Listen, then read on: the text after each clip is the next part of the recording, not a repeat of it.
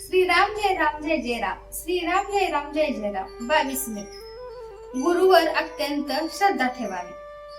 कुस्त्या खेळून झगडून शरीर बळ वाढते. अवघड उदाहरणे सोडवून बुद्धिबळ वाढते. तसेच आलेल्या परिस्थितीला तोंड देऊन समाधानाने राहण्याने आत्मिक बळ वाढते. आत्मिक बळ वाढणे म्हणजे देहबुद्धी कमी होणे आणि ते करण्याकरिताच परमेश्वर संकटे धाडतो. पण तुम्ही त्यांना भीता, याला काय म्हणावे? अशा स्थितीत संकटे परत घेणे म्हणजे तुमचे अनहित करणे होय. त्याला तुमचे हित कशात आहे हे उत्तम कळते.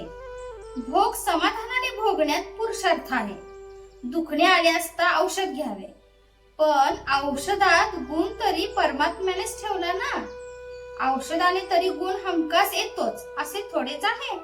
एकाला येतो एकाला नाही. ज्याचे ज्यात हित होणे असेल तसे तो परमात्मा करतो हे लक्षात ठेवावे. तुम्ही एकच करावे, परमात्म्याला शरण जाऊन हा भोग भोगण्याची मला ताकद दे, समाधान भंगू देऊ नकोस, तुझे सतत स्मरण व्हावे असे मागावे. दुखणे भोगायचे आहे तर ते समाधानाने नाही का भोगो? प्रारब्धाचे तुमच्या डोक्यावरचे ओझे कर्ज तेवढ्या प्रमाणात कमी नाही का होणार? दुखणे आले असता त्याची उपेक्षाच करावी, म्हणजे आपोआप ते कमी होईल. मी म्हणजे अमुक एक अशी आपल्या अस्तित्वाविषयी जशी खात्री असते तशी देव आहे अशी खात्री पाहिजे. आपले सद्गुरु देवच आहेत अशी आपली खात्री झाली म्हणजे आपला सद्गुरूंच्या ठिकाणी भाव आहे असे म्हणता येईल. माझी सेवा तुम्ही जी करता ती तुम्ही आपल्या देहबुद्धीची केली. तुम्हाला जे पसंत तसे तुम्ही केले. वास्तविक माझी सेवा म्हणजे मला जे आवडते ते करणे, माझ्या आज्ञेत राहणे, नामस्मरण करणे, सर्वाभूती भगवत भाव ठेवून कुणाचे मन न दुखवणे, परमात्मा सर्व करतो अशी भावना ठेवणे. माझ्या सांगण्याचा परिणाम न होण्याची 2 कारणे असतील. एक कारण असे की तुमच्या मनामध्ये परिवर्तन घडवून आणण्याची शक्तीच माझ्यामध्ये नसेल, किंवा दुसरे कारण असे की तुम्ही अभ्यास करीत नसाल.